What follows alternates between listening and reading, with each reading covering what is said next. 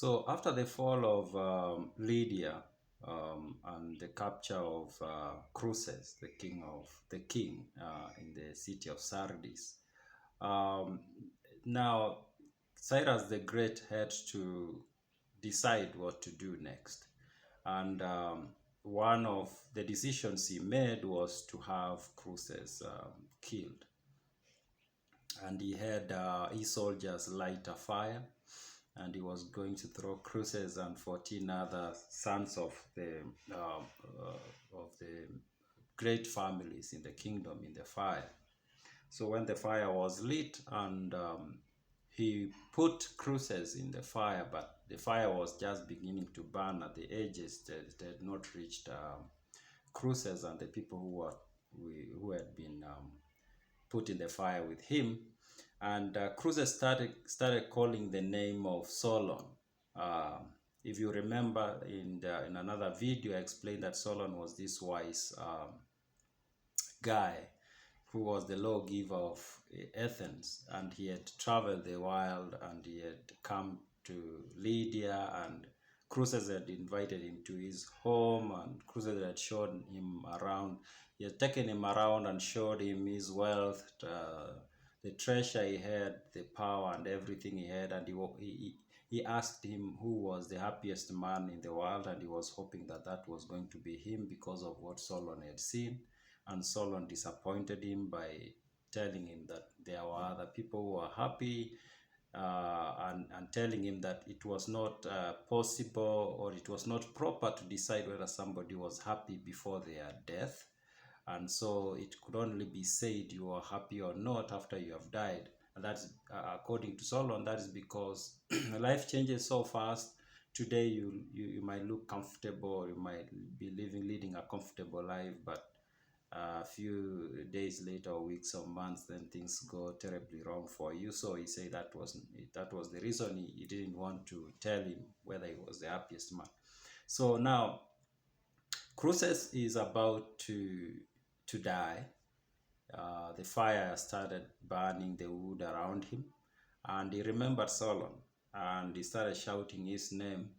And Cyrus was just nearby, and he heard him shout the name of Solon. Cyrus didn't know who Solon was, but that kind of captured his interest, and he asked the translators to tell him who Solon was and why was Croesus shouting his name. So the translators asked Croesus to explain why he was calling out the name of Solon, and he told Cyrus through the translator his encounter with Solon. And Cyrus, listening to that, it kind of made him realize something. It seems, in the way Herodotus puts it in the text, it seems like Cyrus saw himself, or the message got to him, and he saw how things can also change for himself so quickly, and he ordered his soldiers to put out the fire, but unfortunately they could not, because the fire was kind of too much for anything to be done. And then Croesus, seeing that the soldiers were not able to put off the fire, he started crying out to God Apollo, and suddenly there was a huge rain, and the fire was put out. And that also kind of made Cyrus to see Croesus in a different light, like this man has been saved by the gods, by God Apollo. And he started having conversations with him, and something else happened that made Croesus to become even closer to Cyrus the Great. And that is, as they were having a conversation, then Croesus asked him what were the soldiers doing in the city of Sardis, and Cyrus the Great told him they were looting the place. And he was like, yeah, maybe if you don't mind, I can give you some piece of advice. He was like, there is so much wealth in this city, and if you let your soldiers loot and they keep everything, soon you will have to worry about somebody who will want your seat. Like somebody is going to be wealthy enough to challenge you. So it was Cyrus the Great was like, so what do you advise me to do? It was like, if I were you, I would have some soldiers stand at the entrance, and every soldier coming out with whatever they loot, they have to leave 10% of that, and you have to tell them that will go to, I think, God Zeus or Apollo, something like that, but you'll keep it for yourself, and that way you'll always be more wealthy than any of your soldiers. And that's what Cyrus the Great did. And out of that advice is kind of, Cyrus liked Croesus, and it's from that point that he made him to be his advisor. And from then on, they traveled together until Cyrus the Great died. I'm going to create more videos explaining how the events that followed the fall of Lydia. But before I end the video, I need to explain something else that happened just after Croesus had been saved from the fire. And that is, Croesus asked Cyrus the Great for a favor. He was like, I need you to do me a favor if you don't mind. And Cyrus was like, anything, just say it.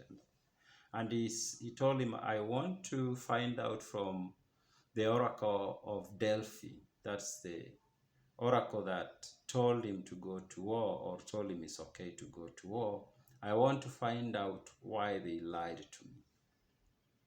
And Cyrus told me that's okay. So Croesus sent messengers to the oracle of Delphi, and the oracle, receiving the question, answered that when we told him by attacking Persia you are going to destroy a major empire or a mighty empire, he didn't ask the next question that he was supposed to, and that is, which empire? If he had asked that, most likely I would have told him Lydia, and then he would have been careful how to go about attacking Persia, or maybe he would have considered not to attack Persia. But the second part of the reply kind of made it sound like there was no way out anyway, because the oracle told the messengers the fall of Lydia, and in particular the fall of Croesus, is a punishment for what his great-great-grandfather Gyges did. And there's a video I uploaded where I talked about Gyges, the great-great-grandfather of Croesus, and how he killed the king who was in power then and took over. Gyges used to be a bodyguard, but he became the king. So the oracle of Delphi told Croesus' messengers that that was a punishment, and in fact that punishment was supposed to be meted like 3 years ago, so it's kind of delayed.